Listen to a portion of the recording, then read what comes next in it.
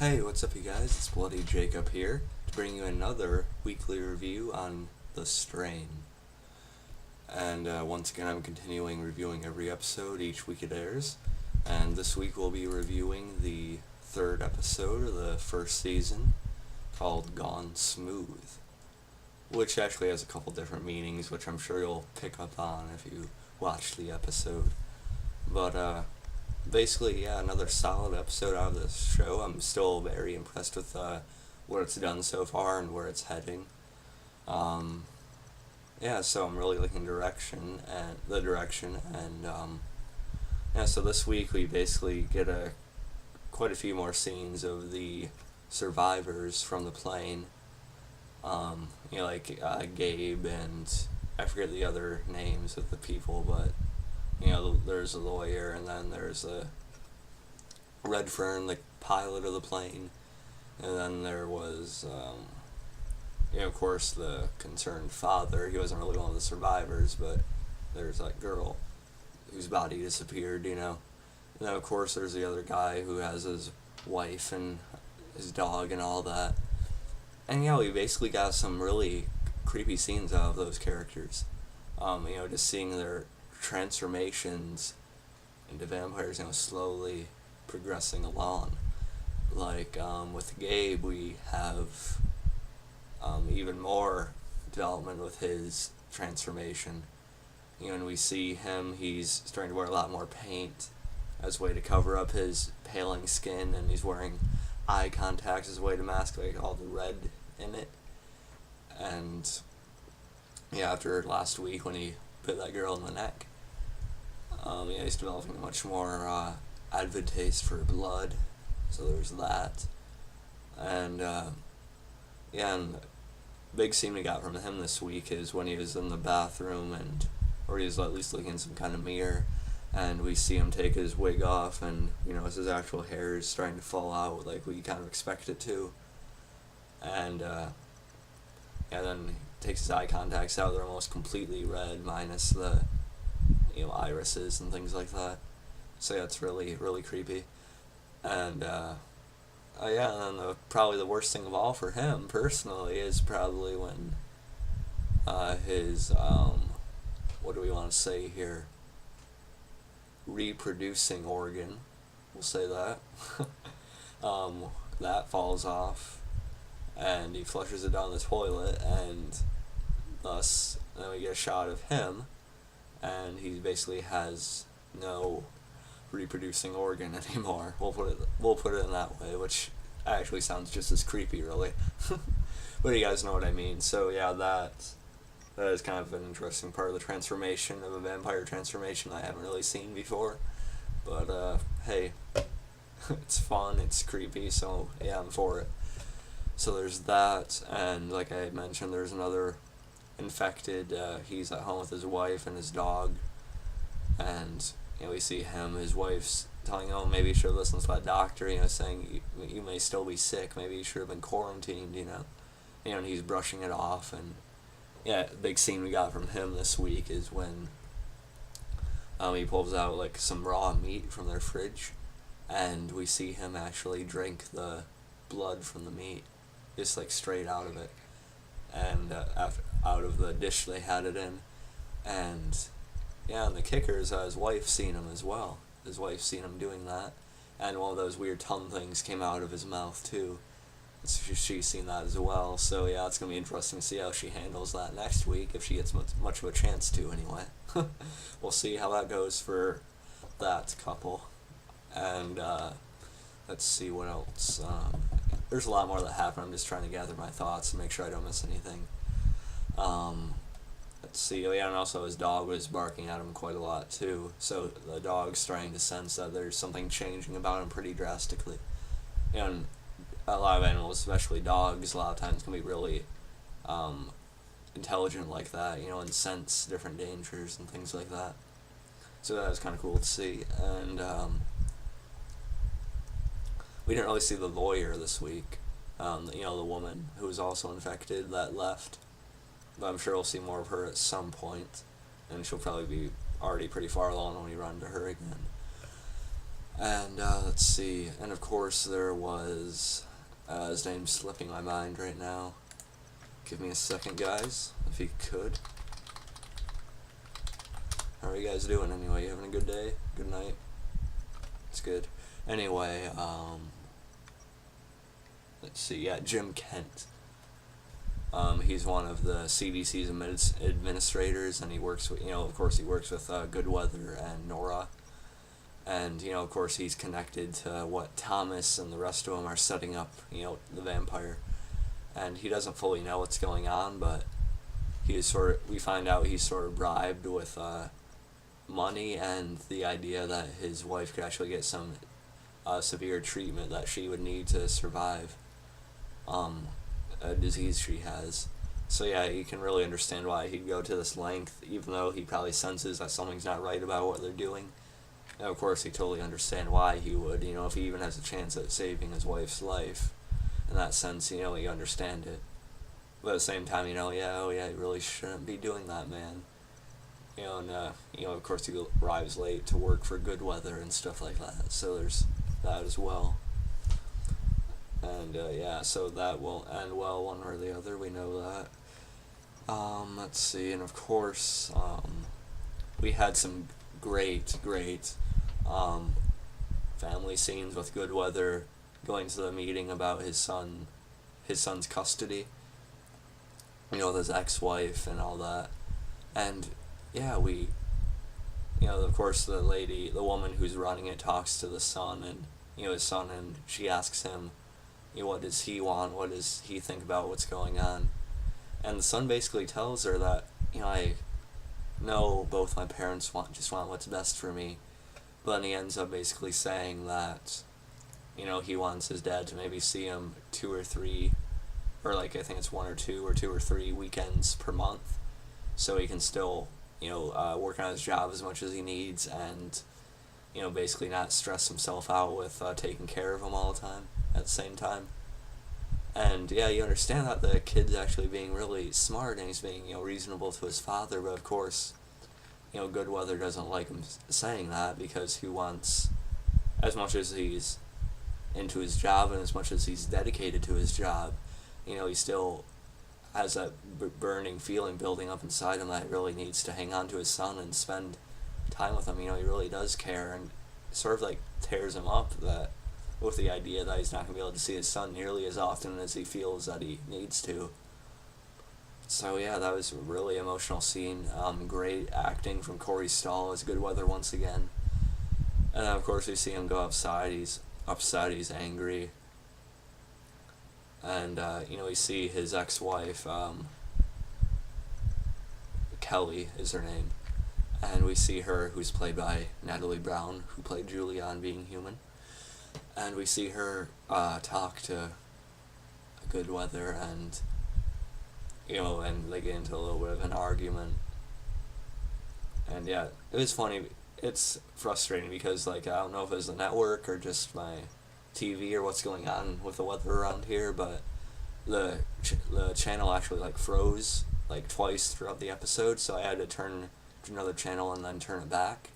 And so I missed at least 3 or 5 seconds of dialogue between them. But so that really annoyed me, because it really was a great scene. Incredible acting on both parts of the actors here.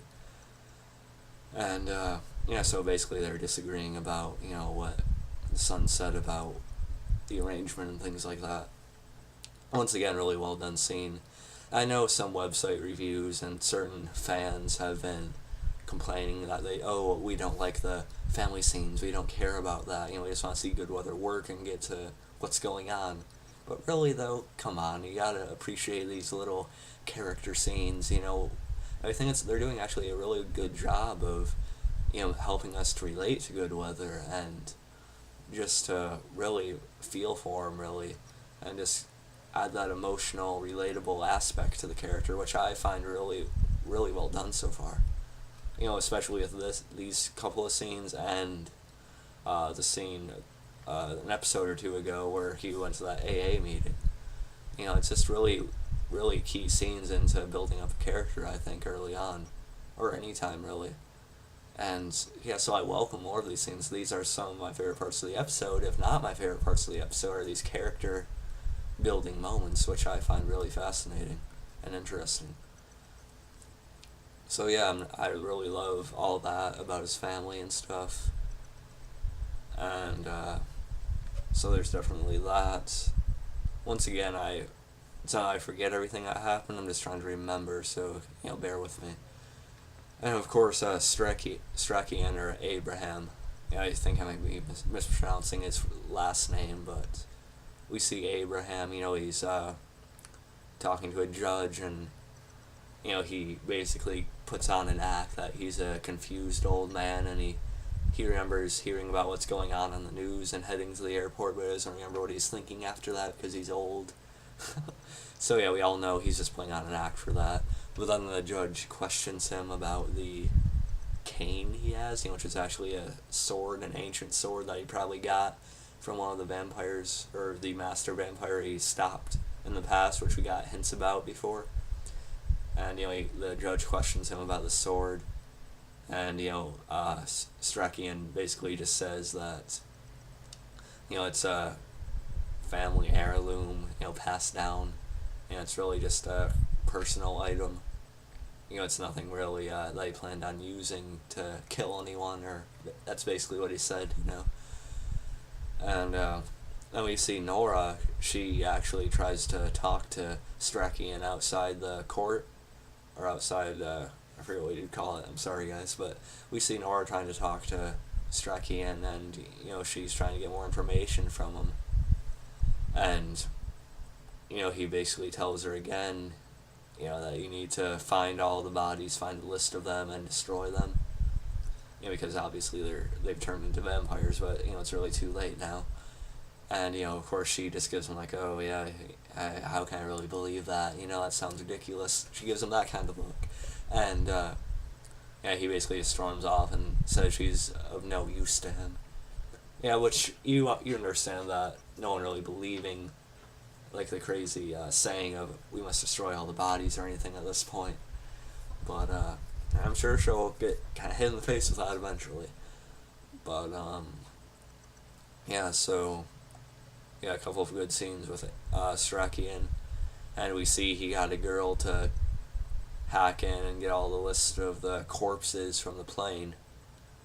That went missing that he was that Nora was asking him about. He got a list of that, and what I'm guessing is he's gonna start hunting all these corpses down, and he's gonna base it on where their family lives and different things like that to find them, and he's probably gonna try to kill each one of them one by one, which should be pretty exciting to see. We'll get some good violence and action out of that, I think.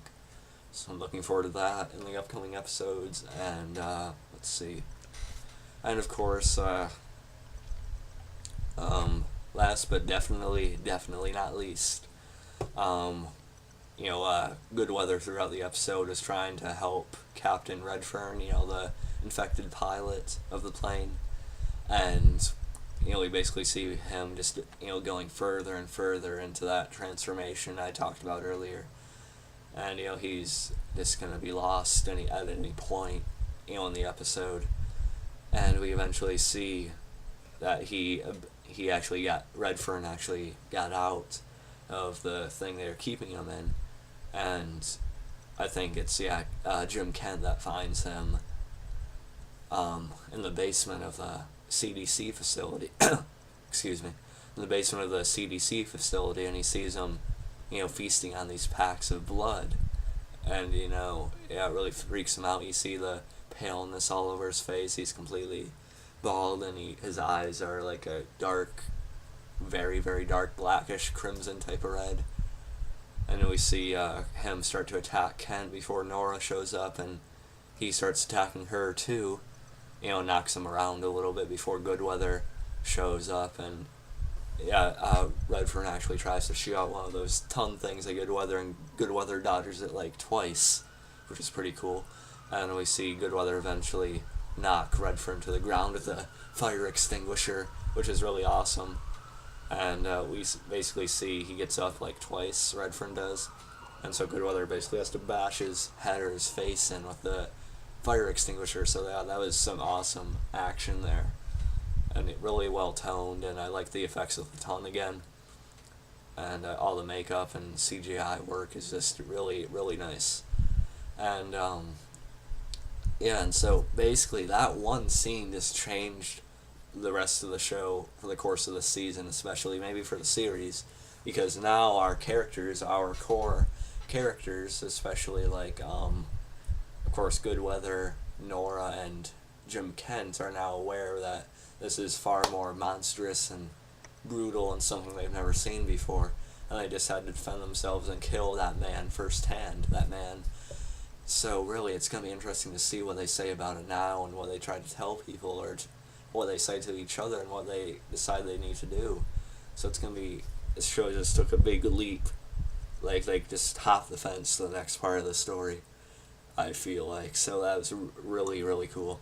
I'm looking forward to seeing more of that out of the survivors, or the infected characters we know, like Gabe and the lawyer, etc., and a family man with a dog. But hope the dog doesn't get killed. Anyway, yeah, so there's that. Oh yeah, and one other scene I wanted to mention before I forget.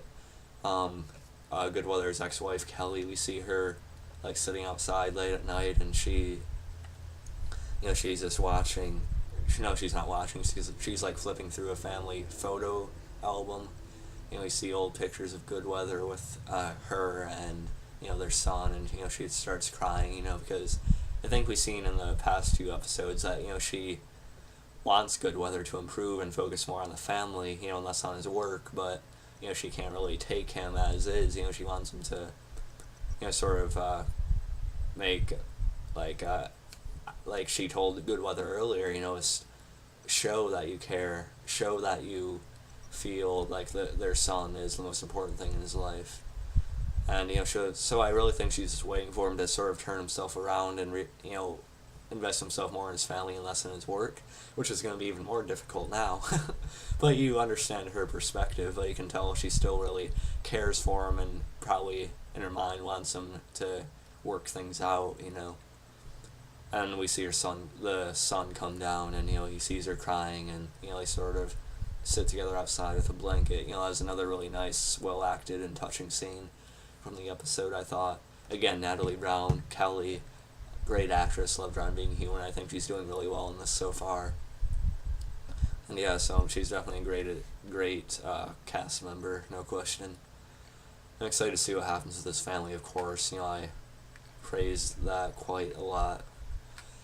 And so yeah, those are all the big parts of the episode. I don't think I missed too much. So yeah, another really solid episode out of the show. And yeah, I'm definitely looking forward to where the show is going. And I'm just really excited to see the world develop more, and as I find out more about what's going on, I'm just really excited to see how it continues and progresses, and you know what I mean. And yeah, I'm definitely going to be tuning into next week's episode. And of course the promo looked pretty exciting. And yeah, so you'll be seeing my review on that episode next Sunday night or next Monday morning. Right after the episode airs, or at least soon after the next episode airs, you'll be seeing another review out of me. And hope you enjoyed this if you watched the full roughly 19 minutes or so. And yeah, The Strain, great show. It's off to a great start. I don't care what anyone says. It's a solid, incredible, impressive new series. And it's definitely one of my favorite things going right now. So I'll catch you guys next time. And peace.